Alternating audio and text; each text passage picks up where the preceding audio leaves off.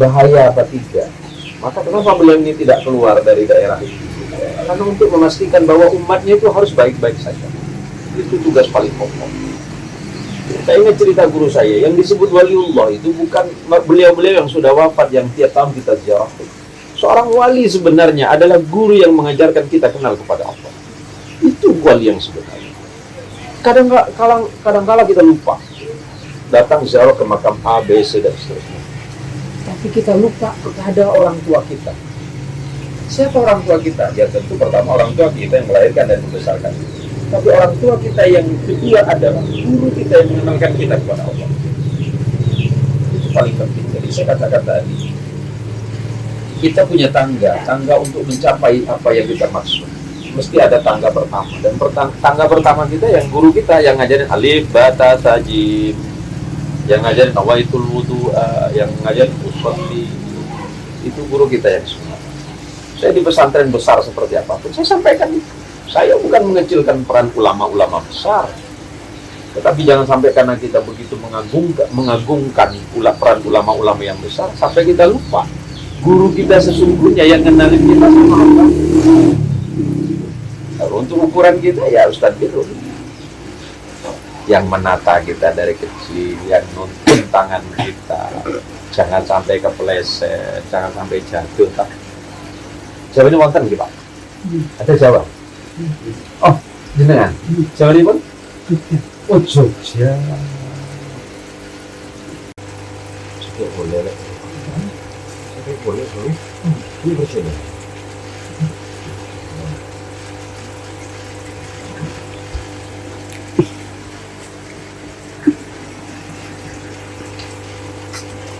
Ini kita kondisi.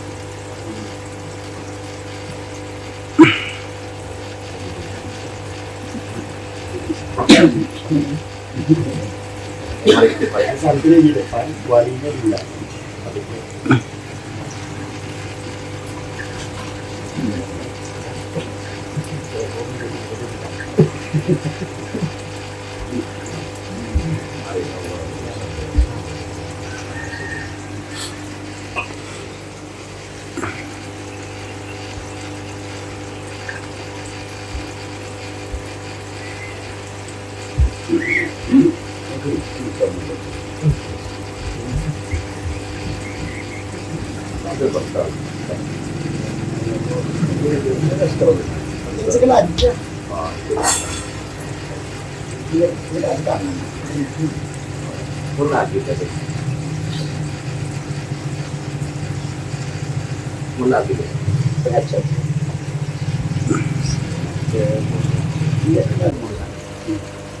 Dan lebih banyak, kalau bicara lebih banyak mana kebaikan, saya yakin saya lebih banyak buruk.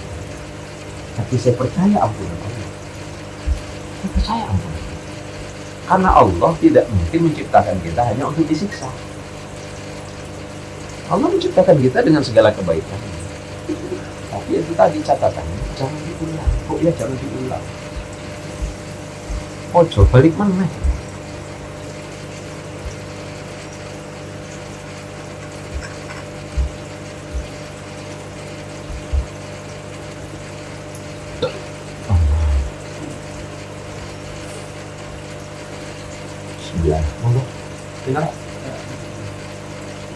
Jangan lupa malam Kamis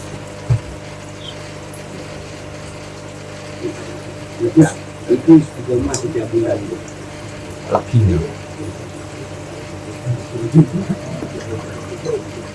manis. Kita ini menganggap apalagi sekarang ada undang-undang tentang perlindungan anak dan seterusnya. Di dunia pendidikan pun tidak luput dari itu. Asal guru nyentil sikit dah kena undang-undang. Sempat undang-undang ini diterapkan zaman gitu dulu, habis semua guru gitu. Alang-alang guru gitu bukan bagi lidi, wotan segak dipakai. Orang kampung saya bilang wotan segak ada gak Pak? Ada. Itu 1 minggu tak habis tuh Pak. Saya balik ke rumah di Tambangan Abah, cantik. Oh itu Abah kan. Abah saya tidak marah, tapi justru Abah berharap bahwa pukulan guru saya itu mengandung doa. Karena bukan dengan kebencian. Ya kan? Kalau misalnya Pak Mas Haji ini kesal sama malah makanya guru saya gitu kan. Itu masih mending. Dulu ada seorang ulama yang kita ikuti sampai hari ini, Imam Syafi'i. Imam Syafi'i rahimahullah ta'ala. Punya guru namanya Imam Malik. Bukan waktu proses belajar yang panjang kepada Imam Malik itu yang luar biasa. Waktu Imam Syafi'i mau berguru kepada Imam Malik itu 3 hari 3 malam berdiri di depan pintu rumah gurunya. Hanya minta izin untuk jadi murid. Kok macam gitu, 1 jam ditengok tak ada guru, jambuknya habis pula. Jambuk guru yang habis. Beliau 3 hari 3 malam berani menunggu Imam Malik hanya untuk mendapatkan izin berguru kepada dia. Kenapa? Bahwa proses mencari ilmu itu sulit. Maka ulama-ulama terdahulu itu menyampaikan syair yang sederhana, ra'aitul ilma sahibul karim walau kana abahu li'an. Bahwa ilmu itu pasti memuliakan manusia walaupun dia lahir dari manusia biasa. Orang yang lahir dari anak petani, lahir dari seorang nelayan sekalipun, dari orang kebanyakan sekalipun, dia akan mulia karena apa? Karena ilmunya. Jadi anak-anak kita harus kita persiapkan untuk menjadi manusia yang berilmu dan bermartabat. Nggak usah sedih, anak saya lama betul paham ngaji, biarlah itu proses. Karena anak tidak semua memiliki kemampuan sama. Ada yang cepat, ada yang lambat. Yang harus sabar bukan cuma anaknya, tapi mak bapak di rumah. Dulu saya ingat kawan satu pesantren 8 tahun tuh Pak, dia rekor itu. 8 tahun tidak bisa ngaji Pak. Maka sampai sekarang dikenal dengan Ustadz Hak. Ngaji itu alif ba ta ta jim hak. Sampai hak. 8 tahun Pak. Ganti guru pembimbing, ganti ini tidak mempan. Kalau memang Allah masih belum kasih. Satu angkatan dengan saya, tapi adik kelas. Saya sudah di A'la, di Aliyah, dia masih ibtidah, MP itu. Ngaji alif tuh Kiai, alif batak sakjim hak terus. Asal diulang lupa lagi. Tak lebih dari itu. Jadi akhirnya suatu hari orang tuanya datang setelah masuk tahun ke-8. Orang tuanya tidak kalah sabarnya. Bukan dia nak ngambil anaknya dari pondok karena tak bisa ngaji, tidak. Malah dia mengikhlaskan anaknya untuk hidup di pesantren. Sampai dilema Masir, kalau memang Allah berkehendak apapun bisa terjadi. Saking ikhlasnya orang tua. Saya dengar langsung kepada guru saya. Tak terasa menetes mati saya di pucuk. Ya Allah, 8 tahun ini santri ini sampai dijuluki Ustadz Hak sama anak, sama kawan-kawan.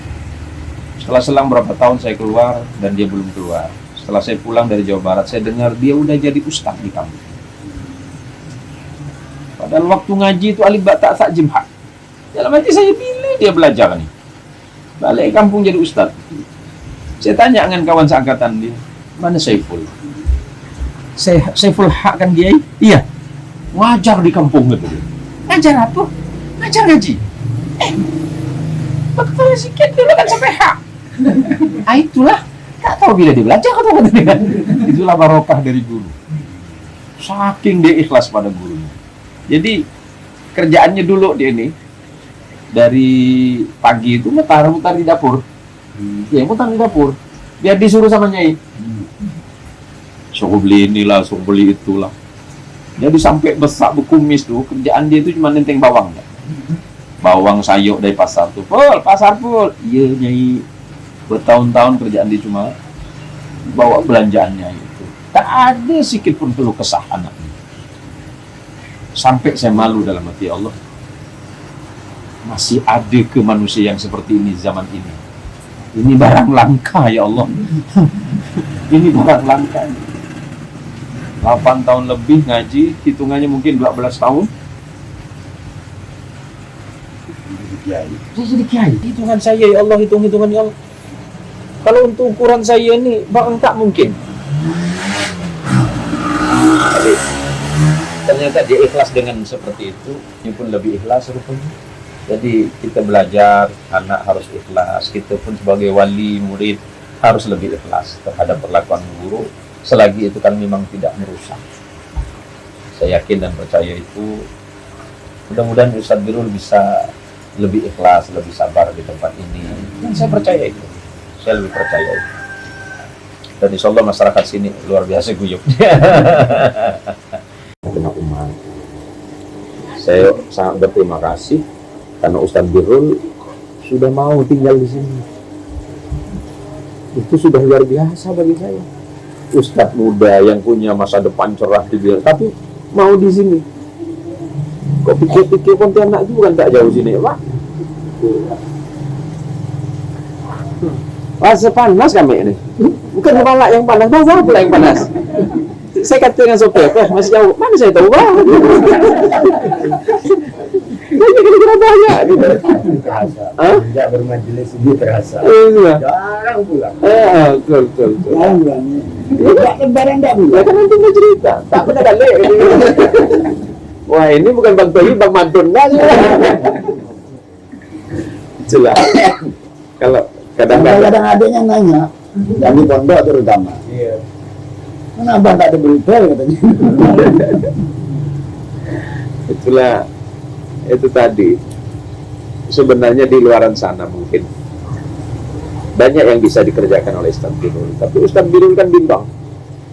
Saya sudah tenang, bukan sudah enak ya, sudah tenang di tengah masyarakat. Kalau kata enak itu kan pasti materi, Pak. Pasti materi yang itu. Itu kata enak. Tapi tenang kan bukan materi. Justru kadang-kala materi itu membuat kita susah. Maka salah satu cara Ustadz Birrul itu kan mencari hiburan. Ya kan. Dulu burung ya Ustadz. Kok udah nggak main burung lagi Ustadz? Oh tinggal satu. Kalau saya malah nggak telaten Pak. Saya kaget barusan. Apa udah ganti profesi dari Ustadz jadi dagang ikan ya?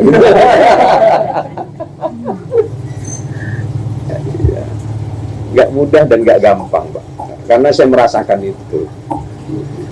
Saya juga sama profesinya sama Ustadz Birrul. Sebenarnya kalau orang bilang bahwa menjadi ustadz, menjadi kiai itu profesi itu kurang tepat. Karena itu bukan pekerjaan. Menjadi ustadz di tengah umat itu bukan pekerjaan, bukan profesi, tapi lebih kepada panggilan hati. Berarti Ustadz Birrul ada sebuah kegelisahan di tengah-tengah masyarakat. Ya Allah, kenapa umat, kenapa masyarakat saya, kenapa jamaah saya. Maka sampai beliau meninggalkan kemapanan di kota sana. Saya tahu persis Pak. Karena nenek datuk saya itu tetangga sama datuk beliau, Senten Tengah. Mantan lurah paling lama datuk beliau nih. Tak bisa dipecat.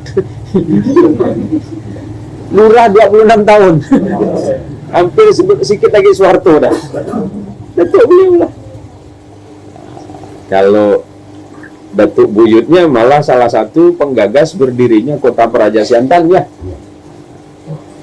Turun ke datuknya jadi kades sampai 26 tahun. Nah untungnya beliau ke sini kok kada, ya bisa jadi lurah juga kali ini.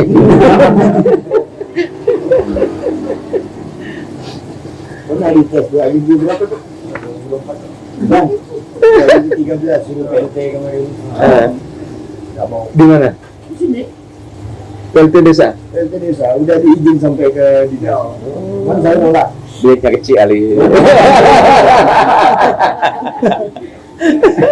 Takut banyak milih. Oh gitu ya. Cel.